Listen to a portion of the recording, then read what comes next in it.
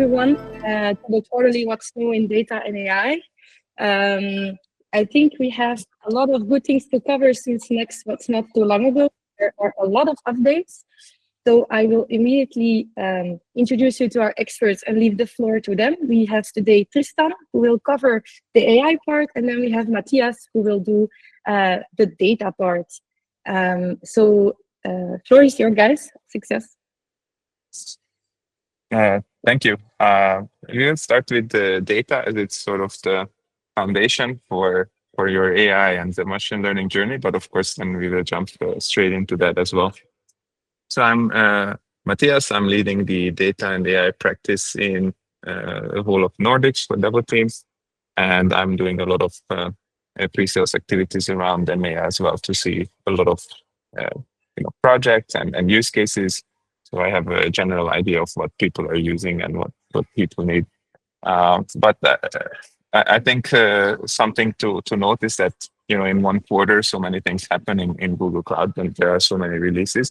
If you have any specific questions or you use any specific products that you're interested in, please let us know. You can do that by reaching out to us after this session, or also before the next one, and then we know what to focus on and what's more interesting for you. I try to cover a few things that are more general in terms of like cost, because that impacts everyone. But if you are using a lot of Flink and you are interested whether there was any Flink related announcements or new releases, then do reach out and we can catch up. During Next, there were a lot of announcements, and in this first part, I will focus on the announcements that are coming from Google Next. The focus was pretty much on BigQuery, Looker, and AlloyDB. And when it comes to those services, the focus was on still like AI and how to add AI to these products and how to use AI to make your life easier and how to make your job easier when you're working with these products and how to enhance the experience with AI. So if we look at the data analytics part, then that starts with, of course, the central piece, BigQuery, which is probably used by most of you here. And the biggest announcements were Gemini in BigQuery with some new features in preview. So if you go to the BigQuery UI, almost every day you see something new with AI features there. Things like the code assistant that helps you write code in the BigQuery Studio. And this works for your BigQuery SQL queries, but also for your Python notebooks that now you can create in this in the BigQuery Studio. New things also include the translation and migration assistance. So if you're migrating from other databases or data warehouses, then you have to translate your queries between the different SQL syntaxes and SQL dialects. And there's help for that. And also metadata curation. So there's this new engine behind your BigQuery that analyzes your tables and your metadata and the table descriptions, column descriptions, your queries that you're running. And based on all that, it kind of builds an understanding of your data and how the different tables correlate, and use this to automatically generate more metadata and understand your landscape better, right? And then also data insights. So you get a lot of insights into your data and the suggested queries that you can run on your tables to get more insights. And this is all automated with AI.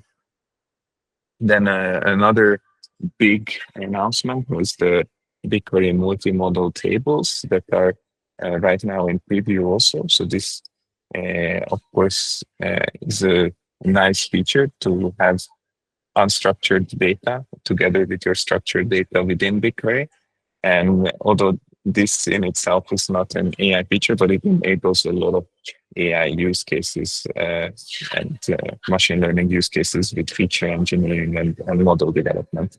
This is a foundational release for your journey.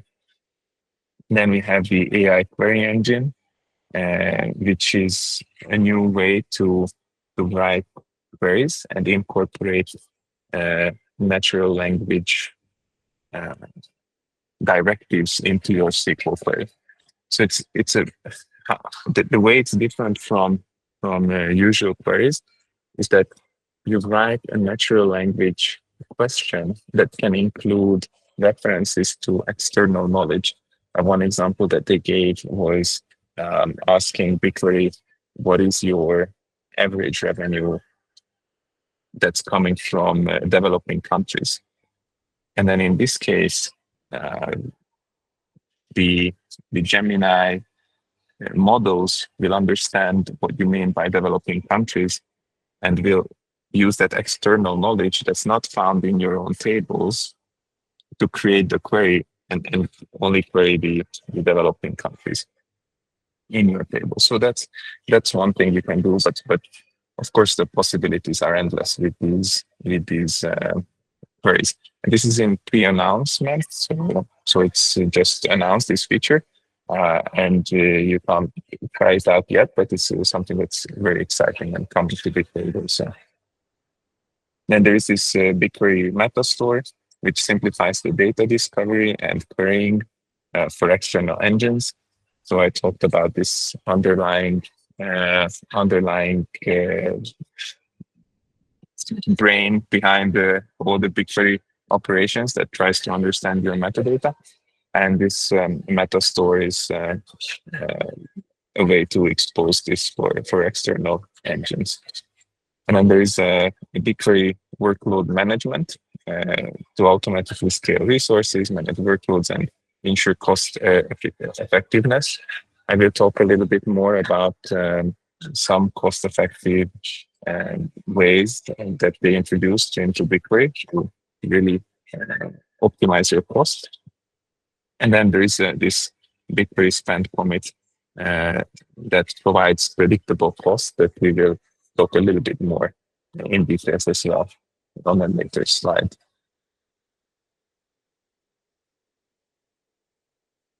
And then Looker, which sits on top of your data warehouse typically, and you create your semantic data model, and then you use that to analyze your data.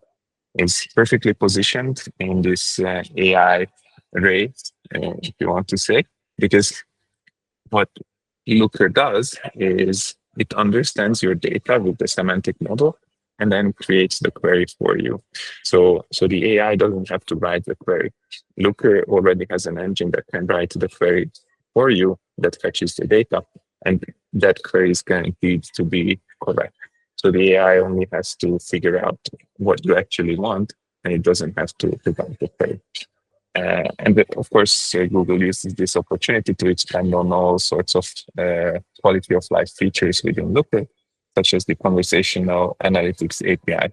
If you have used conversational analytics in Looker, then you know it's like a chat experience where you can chat with your data and you get all the visualizations and all the insights that you're looking for. And now this API lets you embed this capability into your own applications and workflows. So this is a great way to get this experience into your products. Then you have Gemini in Looker, which is how Gemini can boost your productivity within Looker. So generate LookML code for you and simplify the coding process, basically, but also help you create visualizations and formulas. And then you have the Looker reports, which is a new way for you to use Looker for data storytelling and streamlined exploration of data. So there is this new studio Looker that was released not too long ago, and that will help you with these report generations. And it can also directly connect to Microsoft Excel and ad hoc data sources. You don't have to add the data sources directly and in the LookML code, and it takes a lot of time with that. And these were the main announcements for Looker and BigQuery. And then if you look at other the databases, then it was mostly about AlloyDB. So a lot of new gen AI capabilities within AlloyDB, but also a little bit of love for all the other databases. If we talk about the new Gen AI capabilities within AlloyDB, then you see that Google Agent Space integrates with AlloyDB. I don't know if you're familiar with the Agent Space, Google Agent Space, but it's this new landing zone for your agents. Basically, it's meant to replace your hours that you spend searching information within your organization. And there are out-of-the-box connectors to things like Google Chat, Slack, Google Drive, and also AlloyDB is included in that now. You also get this natural language support within AlloyDB that I mentioned already, and we optimized the SQL and vector search. So you can use AlloyDB as your vector database for any RAG or agentic workflow that you want to implement. And when you get into the millions of vectors, then something like AlloyDB can be a really good and very performant solution. And then three new Gen AI models on Vertex AI, and then AI Query Engine. So if you want to use generative AI directly within AlloyDB, then you can do that now, and you can generate embeddings directly with SQL code in AlloyDB. You don't have to use any external tools to generate the embeddings or to generate the text, and you can do that within your SQL code and just use AlloyDB. That connects to the Gemini APIs. Another big one is Firestore with MongoDB compatibility. So a lot of users have been asking for this. If you use Firestore, which is a document store, it's a pretty similar idea to what MongoDB does. And a lot of developers have been asking for a MongoDB API-friendly way of querying Firestore. So this really does exactly that. You can use MongoDB API to query Firestore. This means that if you have an application that's currently running with MongoDB, but you would like to migrate to Firestore, then you can do that directly. Your code will work with all the third-party tooling as well. Then you have the ARM support for Cloud SQL and AlloyDB. So the new C4A instances can now run Cloud SQL and AlloyDB, which gives you a really good price performance ratio. The next one is Oracle and the Google Cloud Services. So if you have been an Oracle user and you wanted to migrate to the cloud, Google offered 4 regions, but now they're allowing you to deploy it in a lot more regions in 2025. So, having your data in a specific region was important. Then look into the new regions that are available. And you can host your Oracle databases, starting with Exadata X11M within Google Cloud. SQL Server modernization was the next announcement. So you can think here of things like the migration service to support the migration from SQL Server to PostgreSQL. And these are all these different services that Google allows you for easily translating queries and easily moving data with zero downtime. Right, and you can set these rules for how the queries will be translated, but you can also get help from specifically trained Gemini models to help with this.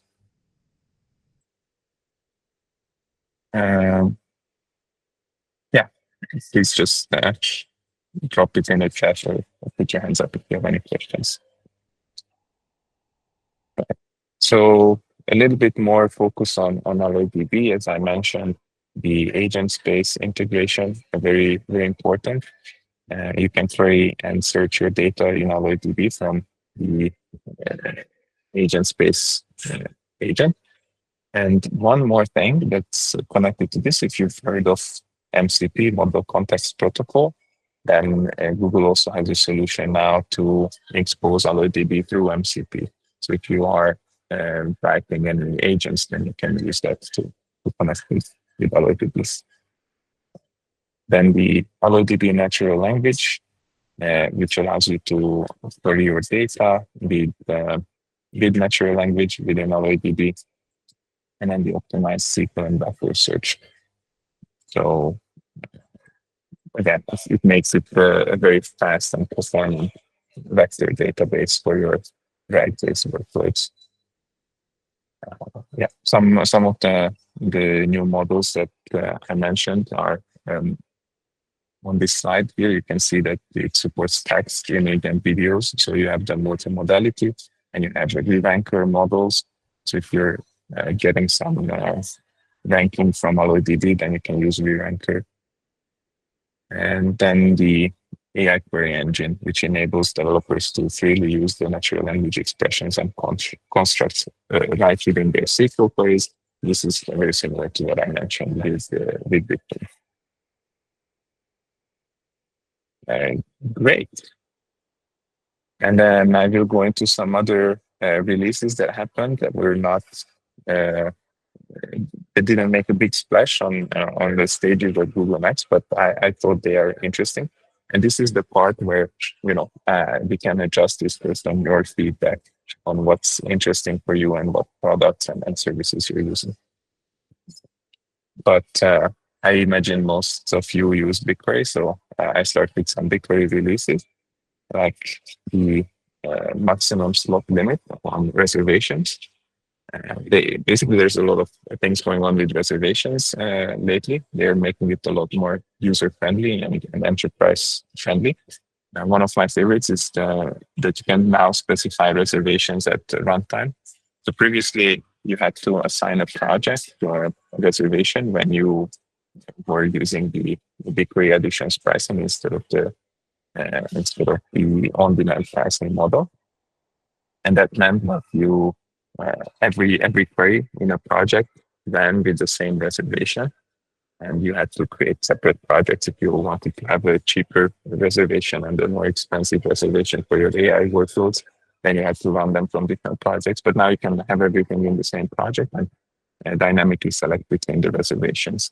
And this comes with also added IAM permission settings. So you can specify IAM permissions on specific reservations now, which makes it very user-friendly. Then if you're using this new additions pricing, then if you're on a pay-as-you-go model for slot usage, then you can now commit. So you can use commit use discounts. You can commit for 1 year or 3 years if you have a minimum baseline workload that you're running anyways. Then this is a great and easy way to get the cheaper queries out of BigQuery.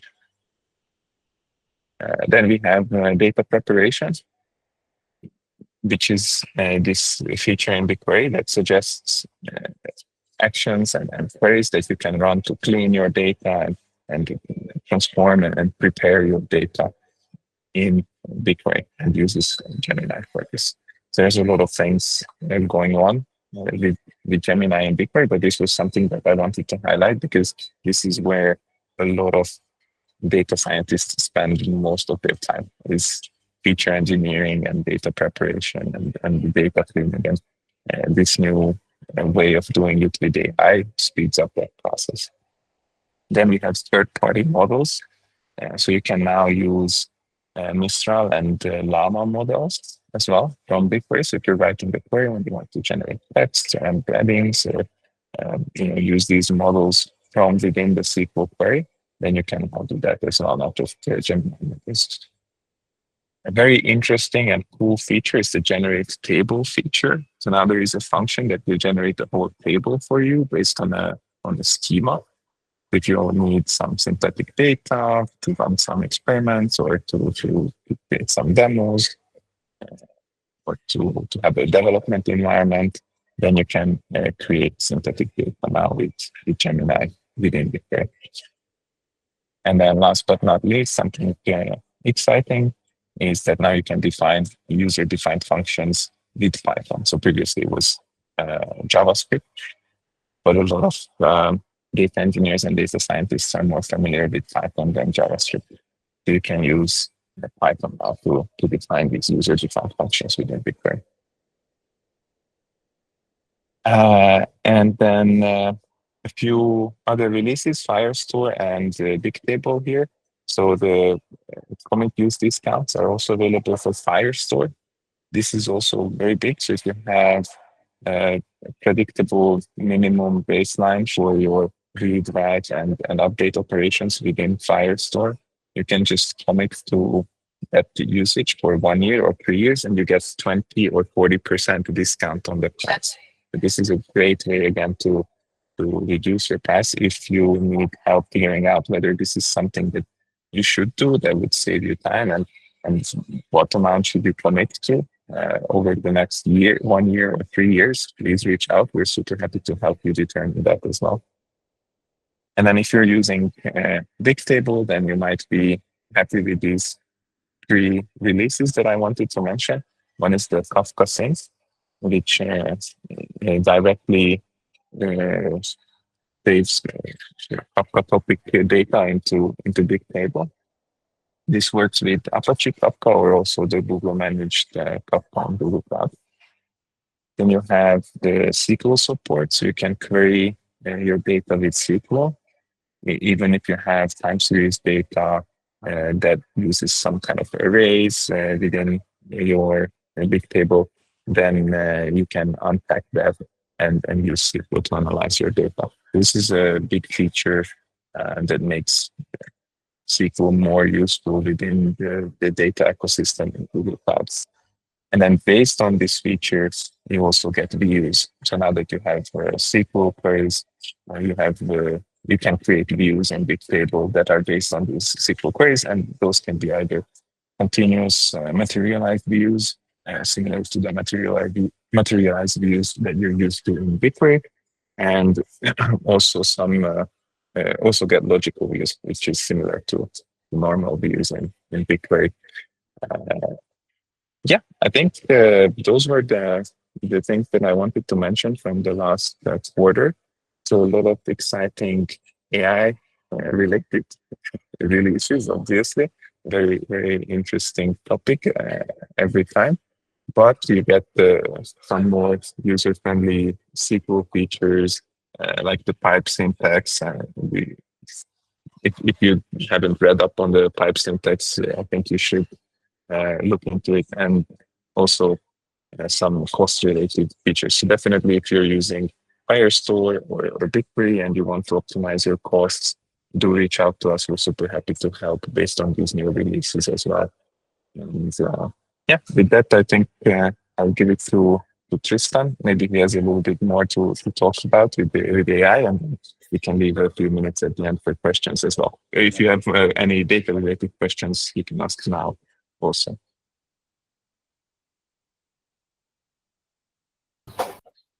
All right, then I guess Tristan, you're next. Thanks, Matthias. All right, so I'm Tristan. I'm the machine learning tribe lead here at Develteam, so working on coordinating our EMEA ML activities. A lot of exciting things in Next, as you can probably imagine. And I'll go through it in layers first, and then zoom in on specific announcements that are, I think, the most important. And we're starting with the infrastructure layer. So as always, most years with Next, Google has a little bit of renewal in their infrastructure as well.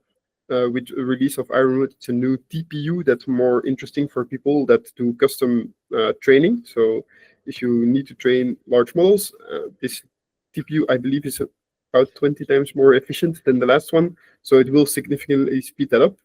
Why is that important? Because Google uses this to train their own LLMs. And it helps a lot with inferencing as well. So if you're looking to host open source LLMs on GCP, this will be of great benefit for you. Same as the next announcement. So vLLM for TPUs allows you to host open source LLMs on Compute Engine, GKE, Vertex AI, Dataflow. and distribute them across TPUs and GPUs. So basically making it easier for you to get fast inference on GCP, while still having the flexibility of moving away if you ever need to. Pathways is Google's internal, again, machine learning runtime for large-scale training. This is what they use to train Gemini, for example. This is really for power users, in my opinion. If you are one of those, this can be very interesting to you to run large-scale compute. For most users, I would say this is maybe a little bit overkill, and there are simpler ways to tackle your problem. Moving on, as we know, one of the main concerns with AI on a cloud provider is data privacy and security. To support that better, Google has released now Cloud WAN, Cloud Wide Area Network, which basically allows you to, on top of being able to connect, let's say, multi-cloud AWS GCP, which you already had with Network Connectivity Center, you can now connect, for example, 2 of your own data centers through Google's backbone network using layer 2 separated traffic. So that means that you will have a secure connection between your 2 data centers, and on top of that, you can also use it to connect to branches you might have. So a use case that I could see for this, imagine you are a retailer, you have a data center that's either local or on GCP, and you want to connect through private traffic to all your branches you have, so all your stores. You could do that, and you can actually keep all that data in a private network, not going through public internet, through Cloud WAN. So that's really a very nice feature to have that takes away a lot of the management overhead of doing internet infrastructure in your own organization. Right? So it's a bit of a not as exciting announcement, let's say, but it is of an important announcement.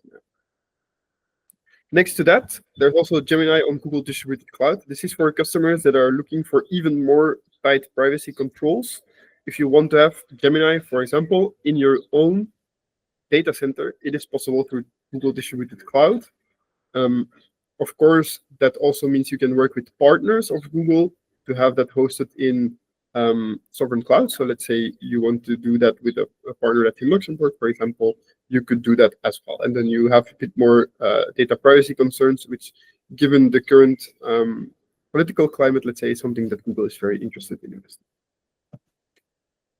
Moving on, we come to the model layer and Vertex AI. So this is infrastructure provided by Google on top of the infrastructure layer that they provide to their customers. And here we have some very exciting announcements. So first up is Gemini 2.5 Flash and Pro on Vertex AI. I think most of the people that are a bit into the generative AI sphere have probably heard about Gemini 2.5 Pro. It's been topping all the benchmarks in pretty much all categories across the board, while being available in preview the last few months. Still in preview, but now complemented also by 2.5 Flash, which is the fast version of that same model, which of course, comes with a slight performance trade-off, but it's still extremely powerful. I think Gemini 2 Flash, across most benchmarks, was considered one of the best models to choose to bring your use case actually to production because of the throughput you could get, the latency that it had, the general tasks it was able to solve. So 2.5 Flash is meant to replace that model, bringing even more power to the table. Right? So to me, 2.5 Flash is probably the most exciting model, where 2.5 Pro might open up some use cases that were previously not viable. So 2 of those models will probably become the staples for Google moving forward, and is something that if you're using Gemini, you might be interested in switching to. Next to that, Google wants to, as they say, provide models in all different modalities, and they're very proud to be the provider that is leading in that atmosphere, which is why they have 3 models complementing Gemini, which is Veo 2, which I think many people have probably already seen, which supports video generation based on text. So you can describe what you want, it generates a video that does that, and you can even start from an existing frame and generate a video from there, or provide a start frame and an end frame and let GenAI generate what happens in between. Lyria and Chirp. Lyria is their music generation model, So also very interesting. And Chirp is the text-to-speech model. So that's also going to be used underlying many of GCP's own services. Last announcement here, grounding in Google Maps. We all know that generative AI models can hallucinate, and Google already provided grounding in Google search. So basically allowing your model to look something up on Google and use that as additional input, which is especially valuable if you need real-time information. They're now complementing that with grounding in Google Maps. So if you need to know, hey, what restaurants are available in, let's say, Rome, which is where I am right now, we could do that. We could say, hey, these restaurants are available. You can see the information that you normally would be able to see in Google Maps. And that allows you to get that live information. So this is an integration we had to set up before already for some customers. It can be a bit tricky to do. Now it's very easy out of the box. Yep. Again, as with Matthias, if you have any questions, feel free to put them in the chat. Moving on, we come to the layer on top. So we have these models, these tools. Let's now do something with it, right? I will do this a bit out of order because it makes more sense to me that way. One of my personal favorite announcements as a machine learning developer, let's say, is their open source agent development toolkit and agent engine. So for the people that maybe are a bit more technical, there were already open source frameworks for creating AI agents, like LangChain, for example, I think is by far the most popular one. It's also one that we were using before. That has now been complemented with some new ideas like MCP from Anthropic. So allowing basically a model to talk to an API through a description of what that API does is kind of the intuitive idea.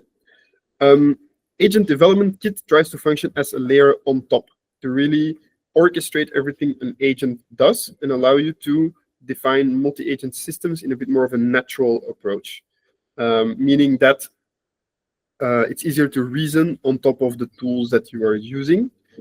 I know that there was already some open source frameworks trying to do that. This is really a framework that's built from the ground up specifically to do that, with the main goal being working with any model, but of course, getting the most out of the Gemini models that are available.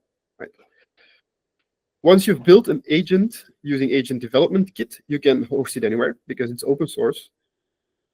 But if you want to host it on GCP, they also provide Vertex AI Agent Engine, which is basically a platform that you just say, I made my agent with Agent Development Toolkit, please run it for me. And it'll do that very, very easily. Okay.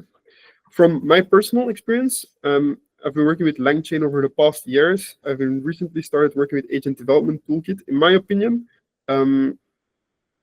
it does help speed up quite dramatically. So I would say, even if you're not on GCP yet, I would say look into it, see if it's something you would like to use. It's also open source, so feel free to raise issues or even contribute if you're interested. But this is, for me, really a very powerful framework. And it allows us to go from model to, let's say, an agent that we built ourselves. Now, we need that agent to be available to the business. That's our next step, which is where the top announcement comes in here, Google Agent Space. I think many people have at least heard of this by now. Matthias briefly mentioned before, you can kind of see it as a portal where all the agents in your organization are available, right? That's, let's say, the first layer. So you can see, okay, as an organization, we have an HR agent, we have a deep research agent that's provided by Google.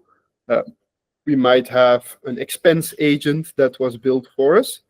And those agents can either be built using the Agent Development Kit, or they can be actually built by, let's say, slightly more business users in a no-code, low-code environment directly inside Agent Space.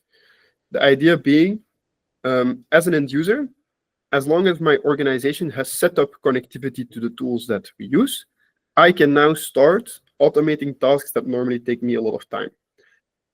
In first instance, you can do that by interacting with Agent Space directly. So to give an example, Agent Space is multimodal, like Gemini is. I could upload a PDF and say, hey, I would like to expense this, right? Easy. Agent Space will extract the information that is on that receipt, tell you, okay, this is what I extracted. And then we can have a built-in integration with our back office system. Agent Space will call the back office system and will say, okay, here I have created an expense using this information. Well, it will actually ask, I want to create an expense with this information. Is that okay for you? And you just click yes. Right. That's an example of what you can do in Agent Space in interactive mode, let's say. In the future, the idea is that you can start automating those types of workflows so that you don't really need to do that manually. You can just say, as soon as an expense lands in this inbox, go through this workflow. And I, as an end user, can build an agent without having to code stuff, because the technical people in my organization have set up that integration for me. So imagine you're using Jira. That's an integration you set up once and everyone in the organization has access to it. And a project manager can build his own agent to automate a part of his work. That's excellent. Now, that of course brings a new question. Let's say Matthias has made an amazing agent. I'm also in the organization. Of course, I don't have access to his agent immediately. That's where the organization can then promote some of these agents to be organization-approved agents. So they can basically say, hey, Matthias built a great agent. Let's work with him to generalize a little bit, and then let's make that something that's available for everyone. And it allows you to very quickly, as an organization, bring a lot of power into that agent space platform.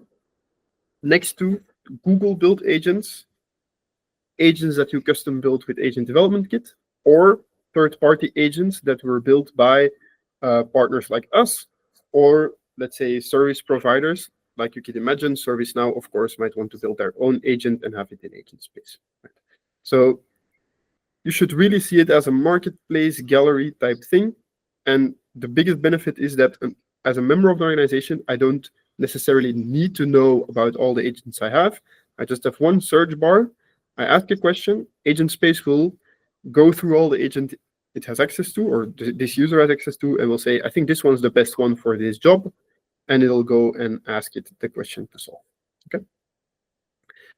That brings us to the next point. We have all these agents. They need to be able to talk to each other. To do that, Google introduced what they call agent-to-agent protocol, which is a protocol allowing two agents to talk to each other, basically making it possible to more easily set up multi-agent systems. Again, this is not something that is Google specific. The idea is that this is generic, and that's also why they are working with industry partners to push this through, right? So this is something, again, that's relevant for everyone, even if you are, let's say, not using GCP as your main AI stack, still look at it because you might be able to benefit from it in your own organization. Okay, so I hope it's clear how those kind of interact. We have the infrastructure layer that is all the compute power, which most of you might not touch directly. That's really for ML practitioners. Then we have the models that Google provides for us. There's, of course, also models from third parties that we can use. And they integrate nicely with Vertex AI, allowing us to build our own solutions. And then on top of that, we have kind of the consumption layer, application layer, where we say, let's use these agents, these models now, and let's actually bring business value. Okay. Of course, Google also will provide us with a lot of agents, given that they bring a lot of value to the organization. And these agents are available in GCP across different services. I will just briefly cover this. Inside BigQuery, you have some data agents that allow you to do data engineering, data science types tasks, do conversational analytics directly in BigQuery, basically making the work your team normally does quite a lot easier, and enabling them to iterate through the data engineering lifecycle before then actually putting that into, let's say, an orchestrated workflow. Same goes for security. For security, I think it's even more clear that there's a lot of context you need to have whenever there's an incident happening or an alert happening. Having an agent that has all the context that you can talk to helps quite a lot. Of course, it doesn't replace a security expert. Those are still extremely important, but the idea is that when you have a security incident going on, you need to respond as quickly as possible. And so having a tool that allows you to do that is extremely valuable. Next up, code assist agents. I think this is more familiar for most people. This is Gemini in your coding environment, kind of similar to how you have GitHub Copilot as a competitor. These code assist agents basically help with developer productivity. And the benefit is that now with Gemini 2.5 Pro, I believe that Google has the most powerful coding model at the moment, which you can then leverage, of course, for your stuff. Lastly, there's a couple of very use case specific agents. I'm not going to go through those all in detail, but a lot of those you can imagine will become available in agent space. The others are not necessarily in agent space. Those are just available in the GCP console. Okay. Then lastly, in this kind of layered overview, there is a couple of services that use a lot of AI and are also very interesting. The first one, it's less of, let's say, one product, although it's under one umbrella. All the security suites in GCP have got a lot of new AI features. It's very interesting to look into. It's a bit out of scope for this session, I would say. But as an organization, if you're not leveraging these, I think you should, because security in all cases is priority number one. And leveraging these features can help drastically, especially in organizations that might have a little bit less resources. Last announcement in the layered overview, customer engagement suite. This is everything to do with customer support. For this one, I will also not spend too much time on it, because to be honest, there was an excellent demo at Google Next, which you can find online, which clearly shows the multimodality of Gemini, being able to be on a video call with Gemini, showing what the issue is, Gemini giving immediate feedback based on a knowledge base in the organization, and then being able to escalate to a human that has all the context from what was discussed in that call, being able to then directly interact. I think a lot of people can imagine how that would be very powerful for their organization. The goal of the customer engagement suite is to kind of combine all that in one product that is still customizable. So if you have customer support use cases that you want to modernize, because I think this does change the way customer support works quite dramatically, I think this can be very, very cool and greatly increase your customer satisfaction. So I would definitely recommend having a quick look at that video. I will round off by going through a couple of more specific announcements that can be very interesting. Of course, here we already covered a little bit what's on this slide for Gemini 2.5 Pro and Flash, but an important one is this one, Vertex AI Model Optimizer. Of course, Gemini 2.5 Pro is more expensive and it is slower than Gemini 2.5 Flash. I mentioned before that which model to use depends a bit on the complexity of the use case that you have. The idea of the model optimizer is to automatically choose which model is the best for your use case based on the complexity of the task and the performance trade-off that you have between these two models. So this is something that allows you to save cost while not compromising on the end user's experience. Because let's face it, if you have one entry point, let's say a single chat interface, a user might ask a very simple question, or a user might ask the most complex question. You don't know upfront what you're going to get. You don't want to slow down every interaction just because your user might ask a difficult question. So that to me is also a very exciting announcement. And then lastly, the live API. That's kind of what I discussed with having a video call with Gemini that's in real time. That's kind of the live API, which is also multimodal. These models we kind of discussed. There's only one new one that's new in here, which is Imagen 3. It's their text-to-image model. It's quite big improvements in terms of quality there. So if you tested Imagen way before, it might be worth quickly revisiting it. But I won't spend too much time on this specific slide. Vertex AI. Here, again, we've seen quite a lot of these announcements, but there's one new thing here that which is why I put this slide in. Agent Garden, that's the name of the product that we discussed before, having a single place where all your agents are available. In this case, that is inside of Vertex AI. So these are pre-built agents that you can help to start your development. In Vertex AI, it's not necessarily aimed at being directly used by a business user. Okay, that's coming in the next slide. but it is a very nice way to share agents from, let's say, a vendor or a partner to customers, and then you'll be able to leverage that. One last thing for Agent Development Toolkit, which is the last line here, that to me is always very exciting. It integrates very well with tracing, so you can really see what your agent is doing and how long every step takes. As a developer, that's very valuable, because that's always a bit of a challenge. There's some open source frameworks that try to do that, but having it natively inside of GCP is excellent. Agent Space, just as a one slider for those who are interested, then you can screenshot this and keep it.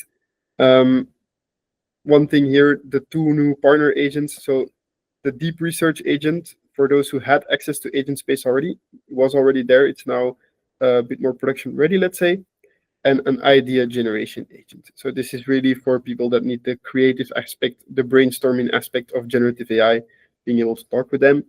And one last thing here on the slide that to me is also a pretty exciting announcement. In Chrome Enterprise, you can set it up so that Agent Space is actually directly inside that search bar. Why is that important? We all know that it's hard for adoption to introduce a new tool and force people to change the way that they're working. Having it available where a user normally does their job is an amazing way to show them, like, look, actually, Agent Space is helping you answer all these questions from our own internal model. It doesn't mean that it fully replaces Google. Of course, you won't have everything in Agent Space, but it combines a bit the best of both worlds. Okay. Good. That was the last slide I had. I know it was a lot of announcements. As Matthias said, if there is any questions, either now directly in the call, we're happy to discuss. If it's after the call, we're happy to discuss. You can always reach out to us, and we're happy to help you figure out which announcements were more relevant to you. These were not all the announcements that were made.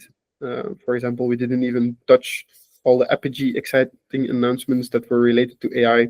Yeah, we tried to take the ones that we thought were most interesting.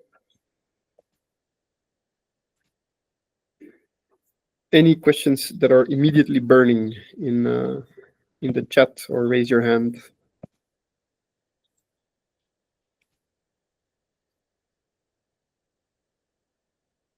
I guess that is a no.